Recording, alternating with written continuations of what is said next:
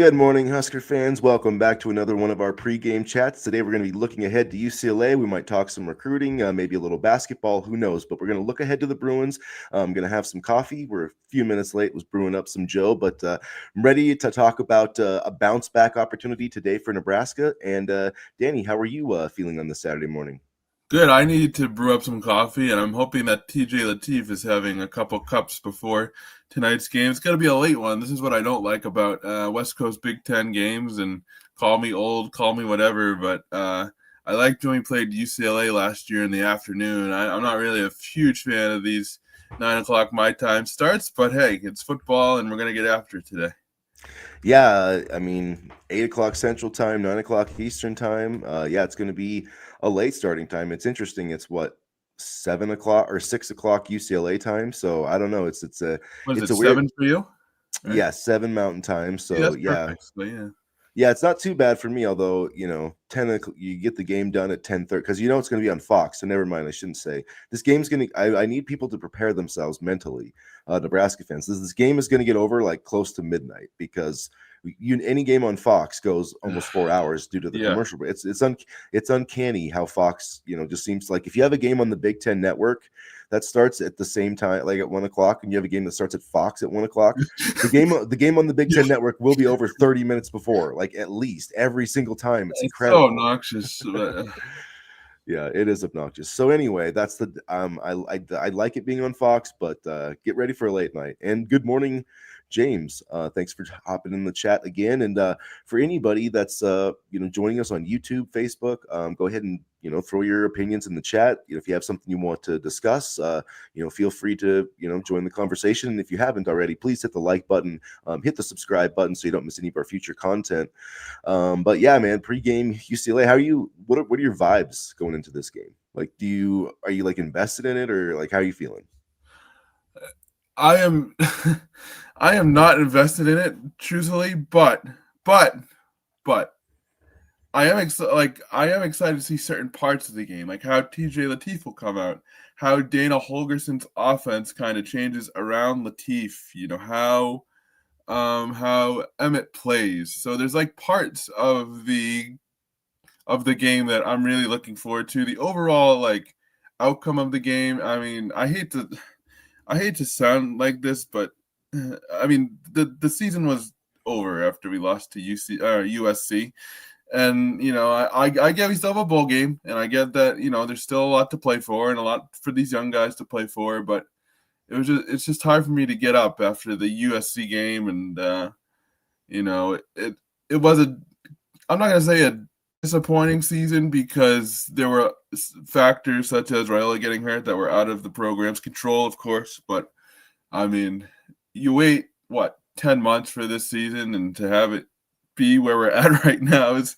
a little bit disappointing to me. So I'm happy for the subplots of the game. I'm not really like pumped up for the overall game, but I do think, and I said this in our last video, that these next couple of weeks will be a good chance for our future to show what they've got, and it'll give us a chance to see maybe a different style of offense that they could potentially carry over in future years. Because somebody mentioned, I was listening to a podcast earlier this week, and they said that, for example, in the Houston Christian game, yes, Houston Christian, I know, that when TJ was in, there were a lot more, play actions and screens and stuff like that looked a little bit more like Dana Holgerson's old offenses. So I'm curious to see what they'll bring in that element with Lateef running the show today.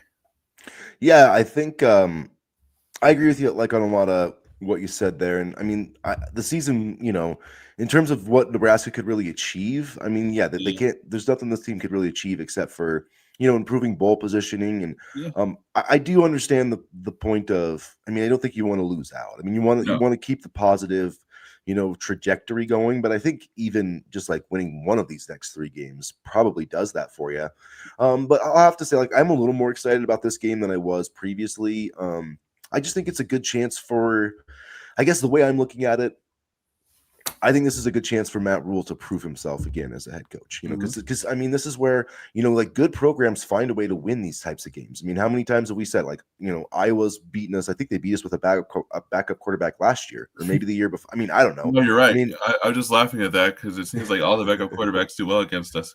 I mean, I remember the year, you know, Tanner Morgan got knocked out, and then, you know, Cal McManus came in and beat us in I the was gonna second say half. that's how we were You know, introduced to Cal Manis. so I mean, these other teams can find a way. So I mean, I think Nebraska can find a way. And looking back, you know, I saw a comment somewhere where like maybe Nebraska should have run some more RPO against USC, and that's probably true. I think that we should see a lot of RPO because when you think about this matchup, I mean, UCLA gives up 195 rushing yards per game. So clearly, Nebraska's going to try to run the ball. But since they have a freshman quarterback, like if I was UCLA, I would stack the box. I mean, I would put 8 guys in the box. Like that's just the natural. Like make TJ Lateef prove that he can beat you. Because I mean, Nebraska obviously wants to say, hey, let's give TJ Lateef some easy throws. Let's give him some screens. Let's do da. So if I'm UCLA, I'm like, okay, well, what are the throws that they want to give him? Like, let's take those things away. Let's get our guys up on the line of scrimmage. Let's load that box up. Let's make it difficult on them. But the one answer I think Nebraska has for that, which they didn't really have with Dylan Raiola, is UCLA is going to have to account for TJ Lateef. I think we're going to see some more zone read. I think those reads are going to be live, and I think he's going to keep it sometimes because if he does that, then you're accounting, you're having an extra blocker accounted for, and you're playing instead of playing run defense with basically 9 blockers on 11. You got 10 on 11, right? Because you have, or at least accounted for, because they have to account for the running back, they have to account for the quarterback, and the other thing I think that we're going to see that I hope to see is when they do stack up that box, like give him that run pass option. We've seen it work with Raiola. We saw Lateef do it a little bit last week, and these freshman quarterbacks, like a lot of them, that's what they do well. Like you look at Bryce Underwood, that's one of his go-to plays that he feels most comfortable with is the RPO. Because I mean, when guys are crashing down on the box and you have like a Dane Key can just slide in behind on a quick slant or something, that's a quick, easy throw. The middle of the field opens up, so it's an easy read. And if it's not there, I mean, he could try to run. Like I feel like that it minimizes some bad decisions outside of having to make the initial read. So I do think there's some things that Holgorsen can do, and I'm excited to see what he does with TJ Lateef because I do feel like he's got the ability to win this game. It's not, I don't want to insult some of these guys, but this isn't Chubba Purdy. Like this guy can sling it. He can spin the ball. And again, I'm not trying to, it's not Heinrich Harburg. I know what you mean. There. That's why I laugh. Yeah, but like, and that's the thing too. Like, I want this team. I do want them to play safe and give TJ Lateef some good throws. But man, take a shot and play. Like, go see if we can hit a bomb. I want to see that arm strength because he does have an arm, and that's where he's not Heinrich Harburg, or Chubba Purdy. I mean, like, yeah. I mean, Chubba Purdy, all the high school film looked good, and then it's like the Monstars stole his superpowers, and he couldn't throw a lick at Nebraska. So there you go. Yeah, I couldn't stay healthy. Didn't help. So for James, our most loyal subscriber, I'd have to say, Lateef could complement Nebraska's running game. Yeah, exactly. No, and he needs to. I think he needs to run the ball tonight. I think Nebraska needs. I think the team that runs the ball better is going to win the game, and I know that's like cliche, but I just think that like what I think is honestly going to happen, at least is kind of what I'm predicting, is I think Nico's going to run for about 100 yards, but I think he's going to run for more yards than he's going to pass for. Honestly, like I think this is going to be defensively. I think this is going to be a lot like the Cincinnati game, and just like and hopefully we can keep him a little in the pocket more. But man, if Nebraska can force Nico to win this game from the pocket, he won't do it. I just don't think he's capable, especially against our pass defense. Like this, like you can say, because UCLA, they're like 23rd in national pass defense, and they're giving up 195 yards rushing. So it's fair to say that some of those numbers have to do with their rush defense being so bad. And people said that about Nebraska, but I think last week, look, they proved that the pass defense is not reliant. I mean, I get that the numbers are probably skewed a little bit because the run defense is giving up so much, but they held USC to their lowest passing yardage total in 7 years. Their lowest completion. Lemon. Yeah, the lowest completion percentage in 13 years. So this pass defense is legit, and I think if Nico has to throw from the pocket, I don't think they have any chance of winning this game. Yeah, and I feel like the perception of the defense is heavily skewed by the defensive line. But I believe I am there. I am there. I definitely believe in him. And let me ask you this, because I've seen him a little bit, but I've mostly just focused on his arm. Can Trey Taylor run? I think so, right? Yeah, I think he can. I think he's probably more of a, you know, I would say he's probably pretty similar to Lateef. I mean, I would still say that Lateef is, more of a passing quarterback. I wouldn't say he's a true dual threat. He can run, obviously, and I think they will use his legs more. I think Trey can too, but yeah, I'd say more of a pro style passer. I'd have to study his film a little bit more though. I've just been kind of checking out his highlights and obviously watched him when he committed, but I don't remember a ton of running stuff. But I don't, I just don't pay as much attention to the running stuff as when they're in high school because it's like they're usually such better athletes, so I just don't Yeah. really take a heavy account into it. Big But fish in a small pond type of thing in high school. Yeah. yeah, I mean, so I'm more watching the throws, but I'm sure he seems pretty athletic though. Honestly, with this offensive line, I'm going to start paying more attention to if they can run in high Yeah. school. So, I so mean, it does help in just in the sense that James said before, and I do like the comment from old Dave, belief yep. in Lateef. That's a good that could be a t-shirt. Belief in Lateef. Yeah, no, and I definitely want to see more of that because he needs all our support over these next couple weeks. I don't want to see bench him for Marcos Davila in the second quarter of tonight's game. Let's do none of that crazy stuff. I mean, um, I really am bought into him, and I am excited to see what he can do. I'm just emotionally distraught about how this season has gone, so that's why I'm not as excited. But I just totally interrupt you, so go ahead. My bad. Well, I mean, no, it did end with a. What really is a bummer about it too is it's not like we had our shot and we lost. Like it would be like if you're like a prize fighter or whatever, and you're like winning the fight or whatever, and then you like break your hand or something, and you like lose the fight based on injury. Not that I know nothing about boxing, as you could probably tell, but like that's just what it feels like to me. It's like USC won the game, but it's such a disappointment because it's not like I can even be that mad about it. I mean, I'm mad that Mhm. maybe the offensive line didn't block better, but mostly I'm just like I wanted to see Nebraska at full strength finish that game because I feel like they would have won, and then I feel like had they won that game, probably would have been ranked this week or at least close. I mean, so Although we do the worst when we're ranked, so I don't know if I'd I want to mean see ranked. that's true, but it would be. I didn't realize. uh Yeah, like we've just not been in the college football playoff rankings very much.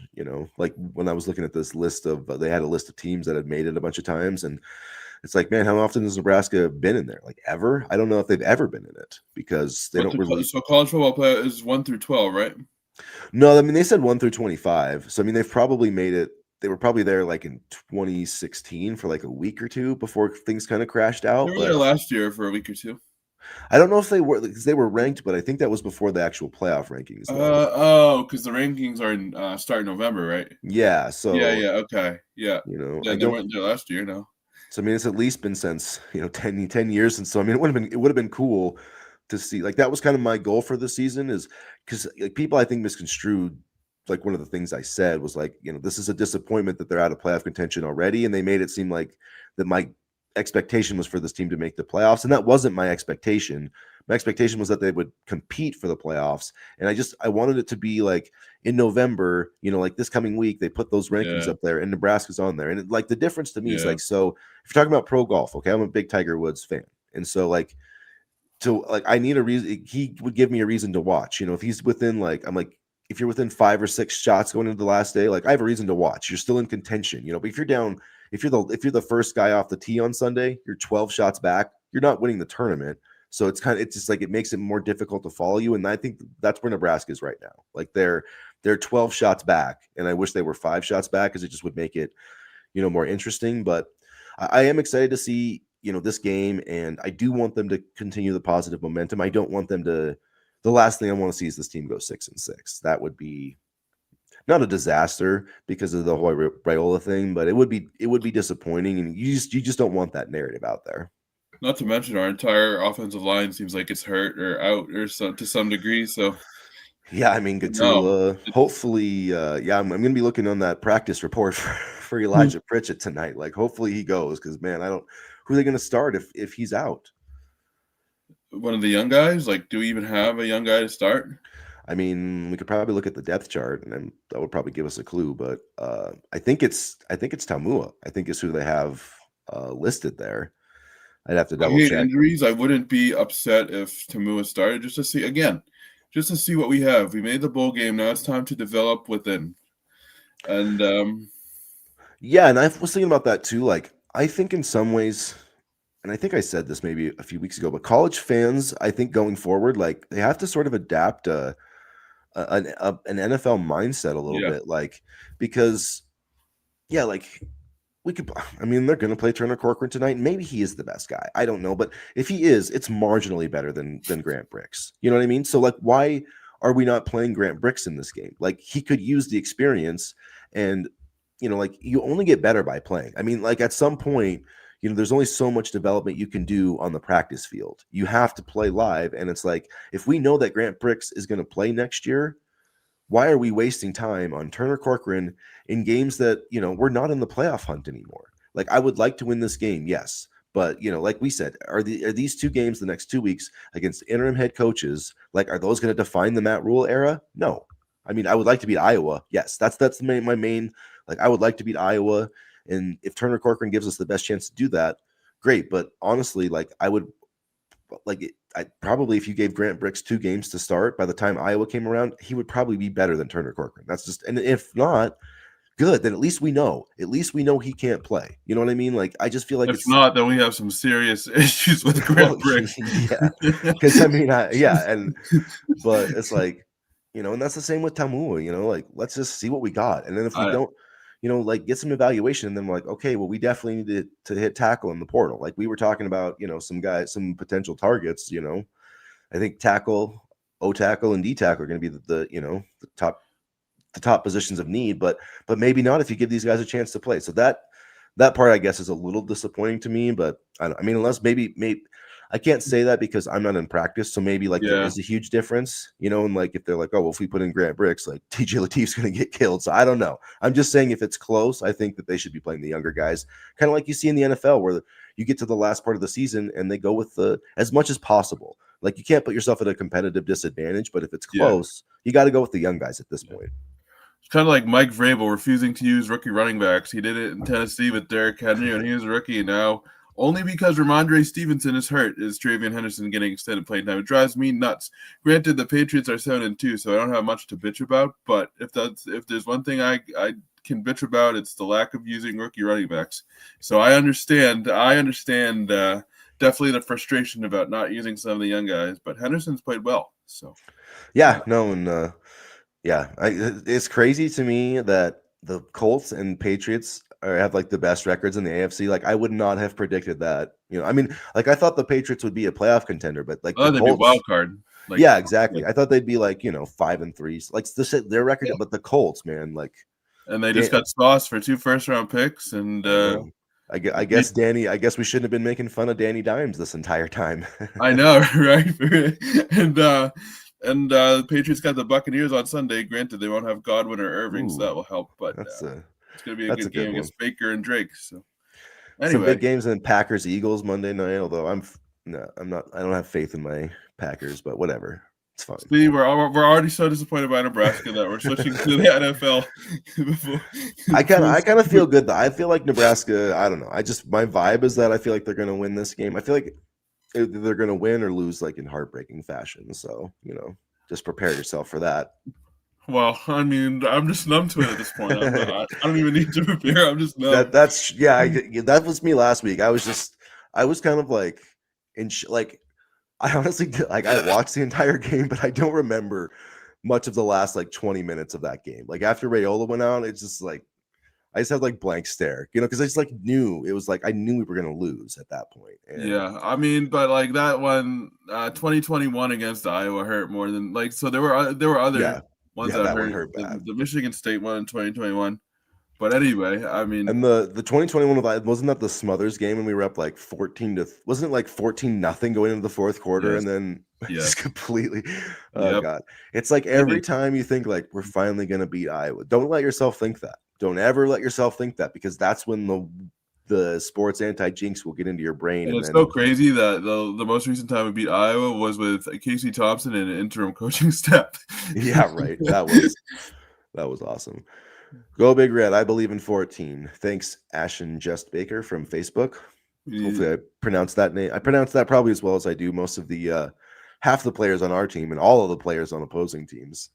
You should see us during basketball season. If you follow us during basketball season, we're gonna have a rough time. Yeah, well, I mean, I don't know how Kent Pavelka does it, but Oogie, anyway. Berkey, Yeah. We need to get wins in November. I'm sure Rule's record is in the back of his mind. Yeah, I mean, it's not. I mean, we're what 9-15 in the Big Ten under Rule. Is that it? Something like that. Yeah, 9-15. No, I think Dave's talking about his November record, which I'm not sure. I think Well, it's more like, hey, I can't win late in the season, or I'm not winning at all. I mean, yeah. I mean, 1-11 wouldn't be great. Yeah, that wouldn't be a great November record. no, but I mean, next year's gonna be rough. So we'll see. I feel like they're going to win one of these next two games, and then I'm trying to think. I feel like they could win Penn State. Maybe. Yeah, I think they can win both of these games. I just don't know that they will. They'll probably, find a way to lose one. But who knows? Penn State hasn't even won a Big Ten game yet, so maybe not. This one does. I mean, you got the travel and everything. They did get into LA last night, so it ended up not being that big of a deal. But still, I think they ended up getting there later than they wanted to, though. Like, because didn't they? I mean, when they went to Maryland, didn't they go there a day early? Like I thought. No, I think the travel was affected by the government shutdown. It was, yeah. So I don't know how that will play into it. I can I say I hate the West Coast trips in the Big Ten. I do too. It's crazy. Thanks for joining us, Co. From YouTube. That November record, along with his ranked record, is wild. Seeing where he is paid on coach's list. Yeah, I mean it's hard to disagree with that. I know sometimes it can be difficult to stomach that he's got a $71 million buyout. When you look at the record against ranked teams. But again, he was also coaching at Temple and Baylor. So I mean, how many ranked teams did they beat before that? You know what I mean? And he had to rebuild this Nebraska I feel like a lot of fans don't remember how poorly built this Nebraska program was before he came to town. Yeah, so I mean, even like the first year, like I get he owns like the Illinois game last year, India, like some of those, but like it's hard to dock him for some of those the first year. And I mean, I just feel like that stat, like, I mean, Jim Harbaugh had that same stat too, and he won a national championship. So I just feel like once you build your program, I mean, you get there eventually, and like he does need to start beating ranked teams and winning games in November. But I still think there's some, especially with Raiola out, there's some qualifying or justification. At least some justification for it. But yeah, I mean, eventually they've got to start doing it. And yeah. I mean, we might have a chance against. Iowa's ranked 20th right now, although they have to play USC and Oregon before us. So we'll see if that sticks or not. I just keep thinking about next year's schedule. It's gonna be tough, but it's a tough schedule though. Is that so UCLA plays us, and then they're like trying to get to bowl eligibility. Their next three games are like Washington. I think. Damn it, I forgot it now. Oh yeah, Washington, Ohio State, and then they finish the year with USC. So it's like this is probably their best chance to win a game for the rest of the year. And then USC played Friday against Northwestern. So, yep, they won that game. So they're 7-2 now, which is where we should be. But I digress. And I think I was thinking about it the other day. I was thinking, there's a lot of positive momentum for the future of this program. You have the recruiting, and then you have, like we talked about the other day, Ahmad Hudson, and you have all these really good playmakers coming in. Excited for the game. So this is a good question because I don't know. I mean, I feel like this offensive line, and that's the other thing too. This offensive line is really, really banged up, and you saw Rule talk about it on Monday when he went through the list of injuries, and it was like Pritchett, Gunner out for the season. Then I believe Turner was a little bit banged up. So I think this is where Lateef's mobility may help a little bit in the sense that they won't have to block in the pocket. I know that running quarterbacks might be a little bit more difficult for offensive linemen in general because you don't really know how to block in certain situations. But I feel like Lateef's mobility could give the offensive line a little bit more of a break. Yeah, I think so too. And yeah, some more RPOs, and yeah, I think we'll, the best friend of a quarterback is a great running game. So I think that's going to be, the focus of it. But yeah, I don't know what we're going to see out of our offensive tackles. Although I do want to point out, and I have said this recently, though, Nebraska's only given up 1 sack in 3 of their last Yeah. 4 games. So Yeah. I mean, I understand the Minnesota game they gave up 9, but they have, for the most part, protected better. And we'll see with TJ. The thing I'm worried about with him is, just like pocket presence, because it's difficult to it's difficult for freshman quarterbacks to stand in and make plays from the pocket. Like it just is. Like Bryce Underwood is still struggling with that. It's just hard for them to sit back and see the defense, especially when you're getting pressure, because they start to feel that like if the worst thing that could happen to TJ Lateef tonight is if he comes out and gets hit, on the first series. Like they need to keep a clean pocket early and let him get some confidence, let him step up. Because I mean, if he starts getting hit early, like especially you get sacked in the first drive, like then he's going to be thinking about it, and then he's going to be pulling the ball down too early. You know what I mean? Because he's going to be looking at the rush more than he's looking downfield, and that's when you get problems, because then tuck the ball before you see open receivers, and you know what I mean, like you get stuck on your first read, and or like you see your first read and it's not there, and then you go. So like that's what I don't want to see happen, because you can't just run around like with the chicken with your head cut off. Like he can run, but it's got to be, you got to choose your spots. You got to be smart about it, and he's going to have to make, like, there's just no mincing words about it. He's going to have to make plays with his arm for them to win this game. Like he just has to, and I think And he has can. the arm. We've seen Yeah, it. So yeah, he can do it, like for sure. And he even had, I thought he had some nice throws last week. There was the one up the sideline that was almost caught. Like let him, yeah. let him take a shot. And we've got the receiver talent. Like at some point, I'm not going to be upset if you throw a 50-50 ball and it gets picked. Like I would rather do that. You know what I mean? And maybe you don't get the chance because they're sitting there playing, too high safety, but I doubt it. Why would they do that against TJ Lateef? You know what I mean? Like I think they're going to come down and be like, if I was UCLA, I'll put it this way. If I was UCLA going into this game, I'd be like, the one man who's not going to beat me is Emmett Johnson. And so I think that's going to create some opportunities for Lateef to make some plays. Can I say I hope not? Because if we see Gramstead at that point, then it might be a longer night than we want. Yeah, I don't know. I doubt it. I mean, they didn't go to Gramstead last week, and TJ threw 7 passes for 7 yards. So I mean, feel like Gramstead is one of those, like, here, come be a part of our quarterback room to help mentor the young guys, and if we really need you in an absolute emergency, we'll play you. But unless Lateef is dying on the field, then we're not going to put you in at all. I feel like it's one of those deals, like that type. I kind of almost feel bad for Gramstead, but I think he probably knew coming in that this was his role. I mean, I think he probably wants to be a coach. So, like being a Nebraska quarterback for 2 years is going to look a lot better on that resume and give him more chances than, wherever he was, that NAI school he was at, So I feel like in terms of, he probably was never going to make it to the NFL. And so I think he already won an NAI national title, if I'm not mistaken. Yeah, he was good. So yeah, I feel like he's probably happy with his decision, and he's probably making a little bit of coin, because I think they've got like base package pay, so he's probably got a little more money in his pocket. I wonder if it's Marcos Davila if Lateef looked lost for any reason, or if we had to sub in a quarterback. I think he is the number 3, actually. Yeah. I think I did see I would have to check the depth chart, but to me with Gramstead, I just feel like he probably just doesn't have the college level arm. Like if they had to play him, I just feel like it would be probably.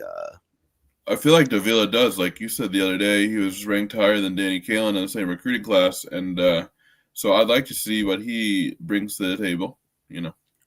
I don't think that UCLA has any notable injuries that I remember, but let me double check. It always seems like we're dealing with like a ton of injuries this late in the season, always. Well, and then it's like, I mean, they have these injury reports, but they're so, I mean, like, I don't know. I wish there was more, like, if I wish that college did like what the NFL does, like that they had to actually report like practice, reports, because there'll be guys that they talk about during the week that are hurt that like won't show up on the injury report, and then there'll be guys that weren't talked about being injured that will like be on the injury report and out. Now, Nebraska hasn't really done that, but like Michigan does that a lot. Some other Well, now teams the do that. ACC, the ACC, you're required to list injuries on the injury report, so they've done Okay, that to they some have degree. done that, but like, and there was one thing where USC they did this against Michigan, but they had like a guy who wasn't dressed out, and then they had like injuries, and or he was like on the injury report, and then they ended up playing him in the game. So I don't know. It's interesting. So the ACC requires injury reports for football, basketball, and baseball to protect student athletes from gambling pressure. Football reports are due 2 days before the game, with updates the day before and 2 hours before kickoff. Basketball and baseball reports are due the night before the game and 2 hours before kickoffs. Let's see, the initial report 2 days before the game for football. And then the final report is due for football 2 hours before the scheduled game time. So at least there's some transparency there. So it looks like offensive guard and running back, we're out, but came back to practice. It doesn't look like there's any major issues that I can see. But yeah, we'll mostly find out when they release the injury report 2 hours before the game, because sometimes teams just like they don't talk about injuries and then guys are out. So that's the best way to know, unfortunately. I was gonna say, if the UCLA running back is out, don't worry, they'll have a freshman that'll come in and run for 130 on us. I would say no to Davila. Didn't even travel to some away games. I mean, if we had, that's like, no, this would be if we absolutely had to. Here's the question. Yes, he would be. Yeah, I think Danny Wood-Kalen would be in over Lateef if he was here. I mean, yeah, probably. How's he doing at his other school? I don't know. I think I saw somewhere that he might be starting today. I don't know if they have an injury or something. I think he's the backup, but I don't know if he's got a chance to play this year at all or not. He played in September. Okay. Let's see. Looks like got one touchdown pass this year, one interception, 194 yards, 12 of 24. So he was, but a lot of that came against looks like William and Mary, and he was 8 of 14 for 164. Had a William pick. And Mary, yikes! Did throw a touchdown. It was one for one with a 4-yard touchdown against Stanford. So I mean, probably would play a little bit better, but I don't know. I don't know how much. I mean, TJ has a little bit more athleticism, so. Yeah, he's attempted 24 passes this year for, what was it, 194 yards. So, I mean, 8 yards per attempt, not bad. But again, most of that's against an FCS opponent. So, probably pretty similar to, TJ's number. TJ probably has better numbers against Akron and Houston Christian, but, whatever. But yeah, he probably would be, I would say, just based off experience. Ooh. Lateef, will you surprise you guys? We win 27-20 tonight. I mean, I think TJ can. Yeah, maybe he will. Like, what do you think what would qualify as a surprise to you, old Dave? Like, because I think that TJ's gonna probably. I mean, I predicted him to not have a turnover and to come up with a rushing touchdown.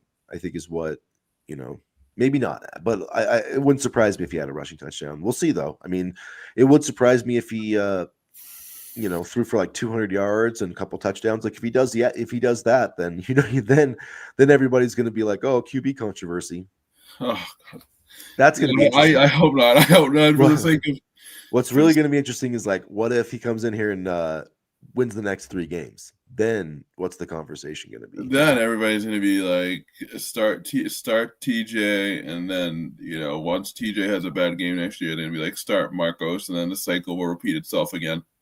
Okay, I'm going to come back to Cornborn Mike's comment just to arm talent. I mean, I believe he's got the arm talent. Oh yeah, I definitely believe that. It's just, can he drop back pass? Can he get enough protection to feel confident? There's a lot of other things. So that's why like when Matt Rule said like we all have to be at our best essentially for TJ Lateef. Like I believe that. Like they need to call good plays. The offensive line needs to play well. The backs need to protect him, and they need to make life easy on him. And if they do that, and if they just let him throw the ball, like I do think TJ Lateef can sling it. Like definitely more than he's not like the typical backup quarterback. Like he's got a lot of talent. So He's an Elite 11 quarterback. Yeah.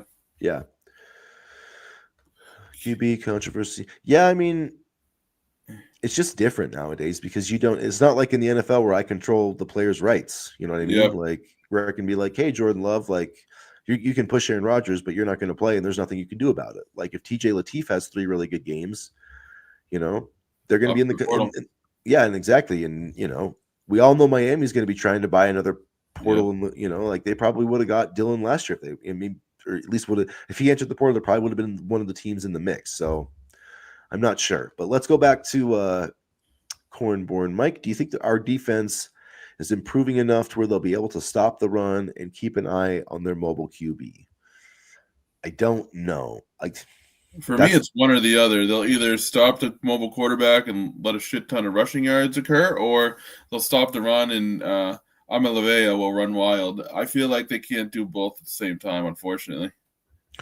yeah, I feel like they can improve some. I feel like if they, do what they did against Cincinnati, but are a little bit better at it, just like not, like I mean, the Cincinnati game plan would be fine. Like if they give up 200 rushing yards but under 300 total yards, like I think that could happen tonight, and I honestly would be fine with that. The main thing is like they can't give up a ton of explosive plays. Like you can't give up easy touchdowns, and because that's the thing is like you can QB run to a point, but they were still able to hold Cincinnati to some field goals, and like just I don't know. I do think that they can hold up okay against the run. The zone read thing is where they and I would expect more. Like if I was UCLA, what I would do is not only zone read, I would come with some QB counter, like with some QB bash. Like I would have more QB runs, and those are the plays I think it's going to define the game. Can Nebraska stop those plays, or are they going to like the Michigan hit them with the design drop play for a 35-yard touchdown? Those are the plays that Nebraska has to stop. Yeah, and Breaking the pocket too. Like I said the other day, like I would not focus or care at all about sacks tonight because yeah, I mean I want to sack Nico, but the thing that you can't do is you can't rush up field to Sean McCullough. You can't get up field and give him a lane to run through because then that's an easy 20, 15, 20 yards. I would rather him have to sit in the pocket, just hang out, just like have one guy rush, have like Williams Noweri rush, but stay in your it's more important to stay in your lane and make him make plays in the pocket because I just don't think he can do it. I really don't think he can do it, especially against our cornerbacks on their receivers. Like I think every single matchup there is probably a plus for Nebraska, at least with Marshall and Sayre Wright. So yeah, make him throw from the pocket, and I think they'll win the game. Butler will have Nico's head spinning. We should get a pick six and turn them one-dimensional. I like that idea, and I believe it was Marshall who had interception last week that Week, we weren't yeah. able to capitalize on, but I could see another interception for Marshall tonight. God, that was such a great play. Yeah, When he made that play, I thought we were going to win the game. So short field too, and that was the drive where Dylan got injured, right? yeah, it was. Yeah. And so, man, it's like you look at that game. Yeah, that interception, and then Michigan, we hit the Hail Mary. Like I thought we were going to win both of those games, and so it's really disappointing that we didn't. Yeah, no, I was excited last weekend until I wasn't. And Michigan, I thought we had a chance too, but just those 3 big runs. And I know you were slightly cheering inside, but I was completely heartbroken after the Michigan game. So, yeah, I mean, like I said, those ones are hard because it's I am a Michigan fan too. So yeah, but Nebraska really needed to break through and win that game. So that one was a bit of a heartbreaker. Well, I think they might have a lot of chances against top 25 teams next year. So yeah, right. Yeah, that schedule next year is so insane. That's like we'll look at it see. one more time. I know we have. I think Indiana, Oregon, and Ohio State. Yep. Right. I mean, there's no Michigan, so that's kind of nice. I'd rather have Michigan, honestly. Yeah, but Michigan. I mean, you got to look at year 2 Bryce Underwood, and I don't know. Michigan, you know what's crazy about Michigan right now is they've got 3 redshirt freshmen on their offensive line starting, and they're running for 270 yards a game. And they have like 2 5-stars that are that are true freshmen this year. plus a redshirt sophomore who started this whole year for him, who's probably going to be like their offensive line is going to be really, really good. Like their offensive line next year and the year after might be as good as when they won the national championship. Might be better than when they won the national championship. So, all right. So the schedule next year: Ohio to open things up, Bowling Green, North Dakota, and then we have Indiana, Maryland, Ohio State, Washington, Illinois, Iowa, Michigan State, Oregon, and Rutgers. Jesus Christ. yeah. So terrible. let's see. Washington's ranked right now. Iowa's ranked right now. Ohio Oregon. State's ranked right now. Oregon's ranked right now. Did you say Indiana? Yeah, Yeah. Indiana. Yeah. Indiana's ranked right now. Maryland, if they keep their quarterback, is going to be dangerous. If they can find a I don't think they should have fired Mike Locksley personally, but no, I don't think so either. Malik Washington's a stud. But if they get, I mean, it's like I just don't understand these schools. Like, I mean, I get trying to hire a bigger name, but it's like you do realize that Florida's open, LSU's open, Penn State's open. So it's like, what? I mean, maybe they go get a guy like a Jamie Chadwell, I guess, or something like that. Why did they fire Locksley again? I don't know. I really don't know. I guess they thought he was not doing good enough, but it's like doesn't make sense to me. But anyway, and I guess they would have to come to Lincoln, but still, I mean, they're a potential bowl team. Michigan State's probably gonna have a new coach next year. I don't know. I mean, yeah, Michigan State always gives us trouble though, no matter who's coaching. So that might be the easiest Big Ten game on the schedule. And then I guess Rutgers. You know, definitely Rutgers gives us hell every single time we play them. So that's true, and that game will probably be in Piscataway, and they'll probably be like Friday night. Put it on a Friday night. Yeah. Well, I think we had a Friday night game against Rutgers in 2020 during the COVID year. We had a Friday night game against Rutgers in 2022. Yeah, and that's the one that we won. Yeah, when Trey caught one like late. We played like crap all game, but that was the game where the running back killed the guy. What was his name? I can't remember, but he just killed a guy. He trucked a guy, and then we Trey Palmer, I think, caught 2 touchdowns in the second half. No, not Dietrich. No, it was Anthony Grant. That's who it was. Anthony Grant. I miss him. Yeah, almost had 1,000 yards that year. So, but anyway, yeah, they'll probably put Rutgers on a Friday night. Like brutal, man, brutal. We should talk some recruiting, honestly, because that's something to be positive about. Yeah, recruiting is. Yeah, I feel like Amir Brown, Cooper Terwilliger, Ahmad Hudson's trending up. I know they, aren't in the mix. They are in the mix with quite a few linemen, but I know everybody wants the line commitments. But they'll come. They'll get there. Please, I hope they come so that people can shut up about needing offensive and defensive linemen. But it's like, I mean, even if they get like. Yeah, it's just they are kind of in it. They need to hit on some portal guys because they do. And the thing I sent you, the thing that we kind of talked about yesterday, I heard from Tim Verges that Nebraska might make a run at Cam Coleman, and then one of the running backs from Auburn, a corner from Oklahoma State, and then a safety from UCF and a defensive lineman from Nicholls State. So. Out of just the Cam Coleman name, I would be extremely happy with that. And then any running back from Auburn, I'm not sure who the name was, but I would be happy with that depth as well. So I think they're going to be very, very active in the portal with hopefully some increased portal funds. Yeah, and if if they lose Emmett to the NFL, which they could, then yeah, I would. I definitely would expect them to get a running back. And one guy I really like is Dylan Edwards, who just is transferring from Kansas State. I know he hasn't been as successful there, but I feel like he could really thrive. Isn't he a bit of a head case or no? I don't know. I'm not sure about that, but I just know him like coming out of high school. I really thought that he was a good player. I know we were close in his recruitment too. Like we were one of his final 3, if I'm not mistaken. Yeah, so I don't know what has happened with Kansas State this year. He's got 34 carries for 205 yards. Last year he averaged 7.5 a carry. Like for his career, he's averaging almost 6 yards a carry. So yeah, I don't know how much. Did you go to Colorado too? That's right. Yeah, he started at Colorado, transferred to Kansas State. Yep, that's what Coach just said right there too. Yep. But he only played 4 games this year, so he would redshirt this year. So I don't know. I'd give him a call. And I really like him, and like Notre Dame was really after him too, and then he like was going to sign with you know Kansas State with kind of Avery Johnson, and then Colorado flipped him. So and then he ended up going back to Kansas State. Just hasn't quite worked out, but Avery Johnson hasn't quite worked out for them either. So No, which is kind of surprising. I really liked Avery Johnson, but weren't we in on his recruitment too back in the day?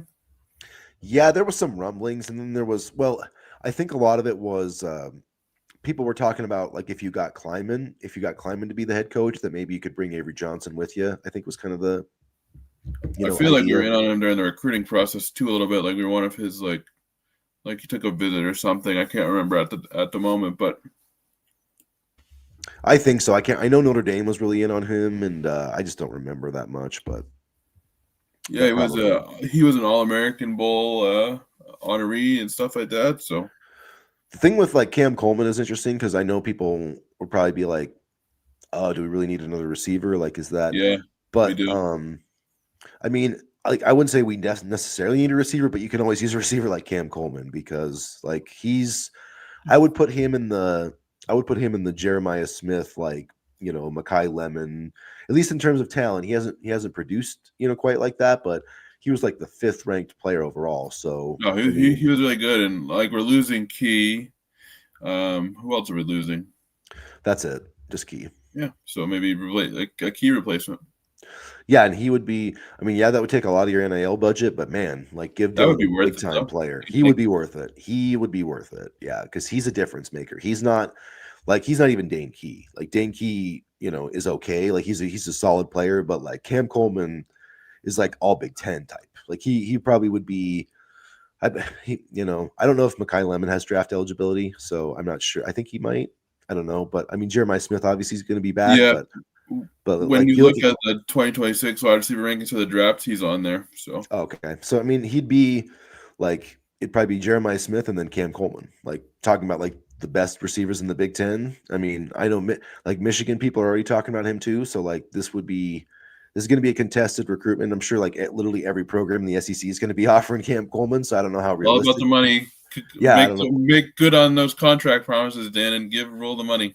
Yeah, because you give I mean, in a dream world, here's my dream. Like you keep Emmett, get an offensive tackle, get somebody that looks like Nash Hutmaker on the defensive line, and then you get Cam Coleman. Like this team could be pretty good next year. Also, I Although, believe Nash just got engaged, if I'm not mistaken. oh, nice. And like our schedule, like you look at the schedule, and I feel like we could. But the thing is like Nebraska could go 9-3 and probably have a decent argument for the playoff. You know what I mean? Because how many good wins would they need to get to we could be 9-3 on that schedule? That's the thing. Like that schedule is front loaded to where if we win some of those games, then we're definitely in the playoff conversation. And Troy Dannon's on the playoff committee. So, I mean, so Indiana would come to Nebraska, Ohio State would come to Nebraska. I'm trying to think who else on that schedule.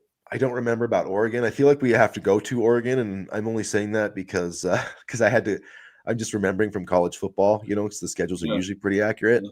I got screwed. I got 21-0 on Oregon, and they came back and beat me. And my dumbass, this is one of my great regrets of my dynasty, but there was like one play left.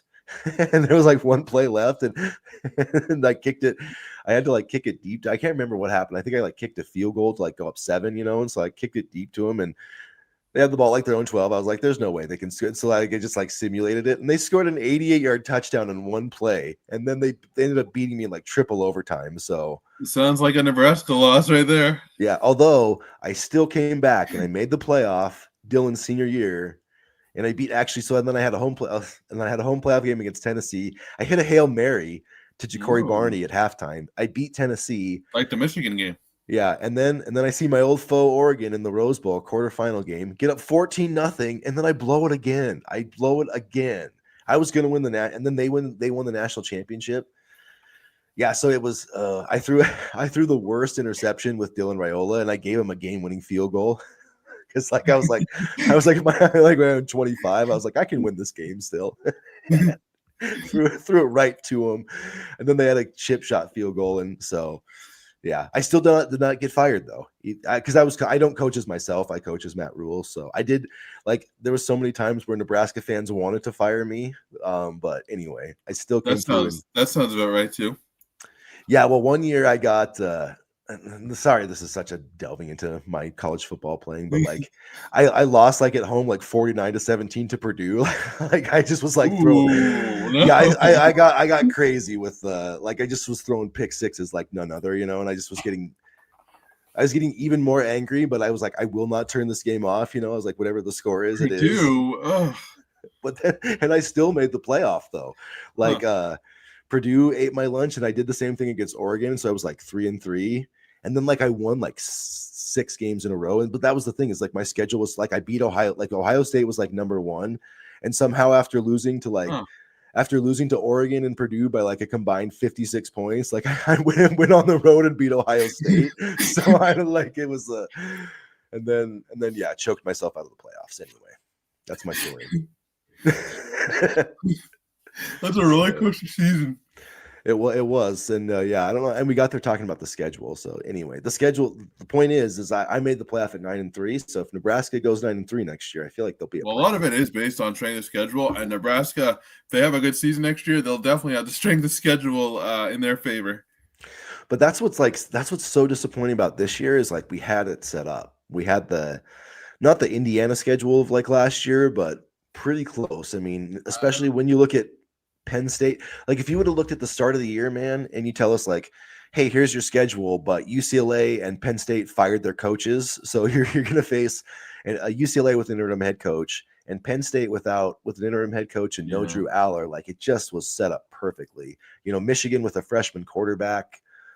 Yeah, so that's why, like you said, it's a hard pill to swallow that this team, isn't still at least like they probably should have at least like been 9-2 going into that Iowa game, and maybe we still can be, or no, I guess we can't because we lost last week. But wait, yeah, we can. Wait, can't we? No, because we're 6-3, so we could be 8-3. But we should have been. I mean, it was set up so perfectly to be 9-2 going into that game. Well, go bouncy ball. They play FIU today, I believe. So yeah, and wrestling team. They actually had a top 25 duel against Army and smoked them 33-3. So I don't want to get too like because I don't know that much about college wrestling, but I feel like this team like maybe has a chance to win the Natty this year. I don't know. Like, well, they were ranked 2nd overall in the preseason polls, so I just don't know if that's like a like is this like a Tiger Woods Ernie Els deal back in the day where like Penn State's so much better than everybody else, like we're just playing for second, and so like because I remember one year Ernie Els got second in like every single major. When Tiger Woods was like winning all of his titles. So it's like, I don't want to take second. I'm not saying that second place again wouldn't be like, I think that would be a big achievement, obviously. And sure. Antrell Taylor can win the national title. AJ Ferrari was ranked number 2. He got a win last night. So do you hear rumors like about like Matt Rule, like kind of seeing if Ferrari would be interested in playing football? Oh, no, I didn't really. That would be the revert. I don't think, yeah. No, I don't see that happening, but yeah, never know. But so I do hope they keep Tyson Terry away from the wrestling team though. Let's not go down that road after that. I thought that really hurt. I really thought that really hurt. That statement hurts, but you're absolutely right. Yeah, he wasn't the same. He just was not the same. He lost too much weight. He lost his. I don't want to say he lost his strength as I'm sitting here fat and almost diabetic, but like he didn't play like that dominating force, and people were like, "Oh, he sucks," but no, I think it's because he lost a lot of weight to wrestling. Yeah, like I think if he would have, honestly, I think if he would have entered the draft after the 2023 season, I think he would have got picked. Like he was so dominant that year. Yeah, he was. Sorry to get back to your question, Captain. Yes. I cut you off there earlier, Danny. I apologize. No, you're good. We're all over the place. It's our show, damn it, and we're happy that 17 of you are watching and so many are in the comments today. Yeah, you guys are awesome. So thank you for that. But if you're watching and you haven't hit subscribe, please do that. Please don't unsubscribe if you're bored by us. We promise we talk football 95% of the time. Yeah. And so the defense having to honor TJ's mobility will get EJ more yards. Yeah. I do think that is true. As long as the quarterback still has to make the right reads, though. Like sometimes if the quarterbacks because like Michigan did that a few times this year with Bryce Underwood, and then he made like the wrong read. And if you make the wrong read on his own read, sometimes you can get stuffed for like a 2 or 3 yard loss. So, and that that happens a couple times, and it makes it hard to call that play again. So, I mean, I do think what you're saying is correct, Captain, but they have to execute it too. How many players? Okay, cool, guys. I know you're probably saying this because I was totally wrong and you were completely right. I have to give you credit because I said I don't even know how many guys I said it was going to get drafted in 2024 or the 2025 draft, and I was totally wrong. So let's take this. So, okay, say you're right. Obviously, will get drafted. Yep. I don't think that's and he might even be a late first round pick depending on how quick he runs at the combine. To be honest with you, they had Tommy Hill as a first round pick, and he got hurt with a foot, and now Sayer is obviously a stud, and so yeah, I could definitely see that. I don't think that's Chris Kool-Aid. I think that could be very truthful. Yeah, the Chris Kool-Aid. I love it. I need a shirt that says that. Chris. Chris Aid.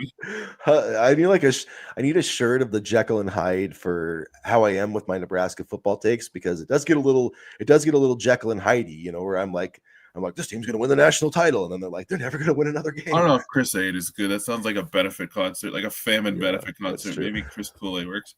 But yeah, so back to your question. Okay, so Sayer Wright, EJ, if he goes, he'll get drafted.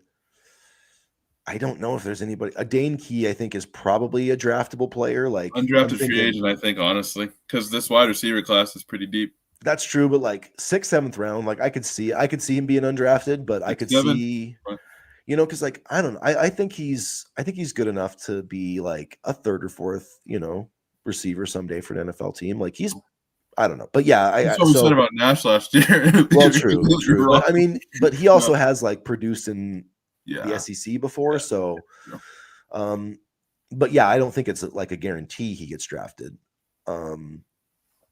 That's probably it. 3. I don't know anybody else. I think 2026 you'll probably see Barney, Hunter, Raiola. Because I don't think Javin Wright or any of those guys are draftable players. Deshaun Singleton. Okay, what about yes? I don't think Javin Wright's a draftable player. Maybe he can do a lot of things. I could see drafted. I mean, I could see I think Javin Wright has a chance, just because he can do an NFL team. If you put him in the right system, he can do some things as a coverage linebacker, I think, and that's kind of valuable. So maybe Deshaun McCullough, I think, probably could find a way to get drafted. Although I don't think that his stock improved as much as he thought it was going to this year. I thought he was going to be, and I don't think Singleton's an NFL player. I just don't see it. I just don't think he's a good a safety type. I just don't think. I mean, maybe I just don't know if he's a good enough athlete. And I think he is I think he is a good athlete, but I don't. I just he doesn't play as fast as he should, in my opinion. So I don't know, but I could be honest. I thought that about Thomas Fidoni, and here we are. So yeah, I mean, I could see Singleton testing really well in some things, because I think he does test well as athletically, but yeah, because I want to qualify what I said. He is a good athlete, but it just seems like he doesn't always play like that on the field. So I don't know, but yeah, I could see Singleton. I think Luke's a junior, so Luke's a junior. I'm very happy he's coming back next year. But yeah, I honestly, especially if he gets a little bit, because that's the thing is NFL tight ends. What do you want as your because the Packers are a good example of this. You had your Tucker Kraft, and then your second tight end was Luke Musgrave. What do you want your second tight end to be? And a lot of times NFL teams want that to be a guy they can put out there with 12 personnel blocking. And so I think his blocking is really going to determine what his draft status is. But yeah, I could see him getting picked day 3. So this year I will say here's my prediction. If Emmett Johnson leaves, I think that 4 players would get drafted. So Emmett, Sayer Wright, Deshaun McCullough, and damn it, I'm blanking on the other guy. That's it, I guess. 3. Singleton? Yeah, Singleton maybe. So potentially. But I think he'd be. I see 2. I think Singleton would be a undrafted free agent, but I could see him making a roster. I see two, Emmett and Key. Emmett and Key, but not Because not Sayer, honestly, right? Do you mean Emmett and Sayer, right? I mean, yeah, Emmett and Slayer, right? Yeah, my Okay. bad. Yeah. Okay. And then yes, I see only two guarantees, and then it could be between 3 and 5, but probably three. Because as I've been figuring out, as I've been following the draft more, some damn good players go undrafted and have to They sign do. as free agents. But They do. no, and I think honestly, and good morning to you, Chris. I think this also highlights, and nobody wants to hear this again, but how young this team is. Like you look at all the players coming back, you got Corey, Dylan, Luke. I mean, you got Isaiah, you got obviously Mosey and guys like that, Nelson. How young this offensive unit is, and how young this team is overall. So, in the next couple of years, I think we'll see a lot more. Yeah, and Co makes and therein lies why the record, Yeah. is what it is. And yeah, you're right. I mean, in my opinion, playing college football, being a 4 or 5 star out of high school is a business. Yeah, I mean, yeah, it Yep. is for sure. Captain, Jesus Christ is King. All right, I believe that. So yeah, I don't have no problems with that comment. So good morning, everyone. Big JC fan here. So yeah, and speaking of good morning, I'm apologizing for people who are coming on the chat, but I do have to leave and get my son here coached up. I'm coaching up Special Olympics basketball here today. Oh, So nice.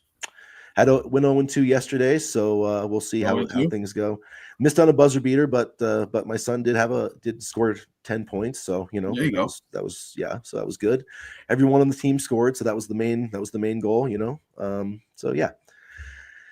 So I guess let's make it prediction time. So who is still here in the chat? We'll stay for a couple more minutes, and then if you missed our chat, you can definitely feel free to watch the replay. And we do these because it seems like people do trickle in late, which I understand. Like 7. It's early. It is a little bit early, but and maybe some point we'll start doing it. A little bit later. Is there anyone on the recruiting trail you're most excited to have come in and play for the Huskers next year? Claude and Puma. Well, hopefully Claude and Puma's ready to play next year. Claude and Puma's he's the most exciting. I don't know if he's going to be ready, but yeah, he's the most exciting one. Honestly, Jamal Rule. I don't know if he's going to be ready, but I'm excited to have him in the program. Thanks for all the kind comments, guys. I appreciate that. And Cornborn Mike 24-20 Huskers. Ooh. I'm gonna say I think I picked 23-20 Huskers. Yeah, Cloud won't be ready next year, but I know. maybe by 2027, like maybe. Yeah, he's just a really nice physical specimen. You see him; he's huge. He's a man. He's not a kid. He's a man. So, although I have to say, so Michigan had Andrew Sprague, who was he was top 200, but probably not crazily ranked higher than Puma, and he started the bowl game his freshman season, and now he's starting as a redshirt freshman. So maybe there's a chance. I don't know. Yeah. But redshirt, redshirt freshman Claude and Puma, that's what would get me excited. But honestly, if everything's developing as planned, he probably shouldn't play till he's a sophomore, redshirt sophomore, because we got Tamua, we got Bricks, we still have Pritchett. So honestly, and then Compton kid. Here's an interest. Who's going to have more fans tonight, Nebraska or UCLA? That's going to be an interesting question. Probably Nebraska. I'm going 27-10. Yeah, UCLA. I could see it getting away from Nebraska and being there. I don't think so. I think if they're going to lose, no matter what, here's my prediction, guys, 31-20, go Big Red. No matter what happens, I think we're going to be proud of this team tonight. Whether it's, and then we may get frustrated with a last second loss, but I think we're going to be proud of how these guys come out and battle and fight around TJ Lateef. So I do think at some point, we'll have the lead. Maybe we won't win, but I do think we'll be proud of the Huskers tonight. Yeah, and I do think we're going to learn a lot about some of our younger players today, and I'm going to be curious to see what the offensive line combos are. So I'm thinking probably I like that score, Chris, 31-21 Big Red, but I could also see 31-21 UCLA. It really all depends on what they draw up for TJ and if they run the ball with Emmett. So yeah, and if Emmett's the best player in the field tonight, I think Nebraska will win, and hopefully things will be called, and I guess we'll allow them to showcase that. But yeah, I think it's a big test for our coaches, though, because like we said, I think a lot of these guys probably did think, outside of it, whatever the expectation was, a lot of it probably did think like, hey, we can make the playoffs and stuff. So like, this is a great time to keep this team motivated and or I get just a good test. So And I do think the increased NIL budget will be spent a lot on keeping this team together, not just transfer portal, but keeping this team together. no, and you're right, because look at, I mean, as good as like Malik Washington and Bryce Underwood have been, like look at their stats on the road, not very good. I mean, I don't think Although Bryce. honestly, the UCLA home field advantage is probably Well, the worst in the Big Ten. So I mean, it's gonna be. It will not surprise me if it feels like a home yeah, game at all. Like the yeah, last time we were there was a lot of red in the stands. So I mean, doesn't mean we're gonna win the game, but yeah, it this is the probably home won't field advantage I be. am least afraid of. I'll just say that. Yeah, like, because if there's not red, it'll be empty. So it'll either be it's either gonna feel like a bowl game or like a preseason game. So anyway. I know you got to get Day's going, going. Chris. So Yeah. So all right, you guys, thanks a lot for the chat. It's been a lot of yeah, fun. Hit the yeah. like Thank you all button. for coming in. Maybe we'll do it a little bit later because Yeah. it seems like a lot of Yeah. you trickling later. But Yeah, we can try to potentially do that. So all right, everybody, have fun tonight, and as always, go Big Red. go Big Red.